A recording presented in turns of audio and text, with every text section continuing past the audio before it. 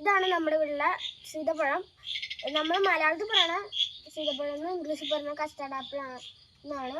അപ്പോൾ നമ്മുടെ custard apple പറിക്കാം. കുറേ ഉണ്ടായിട്ടുണ്ട്. ഇതിൽ പഴുത്ത പറിച്ചില്ല എന്നൊക്കെ കൺഫ്യൂഷൻ ഉണ്ട്. നമ്മൾ വീട്ടിലുണ്ടായ നല്ല അടിപൊളി റംബൂട്ടാനാണ്. റംബൂട്ടാനല്ല, ഇതാണ് സീതപ്പഴം. ഇത് ഏകദേശം ആയിന്ന് തോന്നണം. അപ്പോൾ ഇതൊന്ന് നമുക്ക് വിരിച്ചെടുക്കാം. ഹാഫായി പോയി. നല്ല അടിപൊളിയായിട്ട് കിട്ടിയിട്ടുണ്ട് കേട്ടോ. നമുക്കിതൊന്ന് ട്രൈ ചെയ്ത് നോക്കാം. നല്ല മധുരം.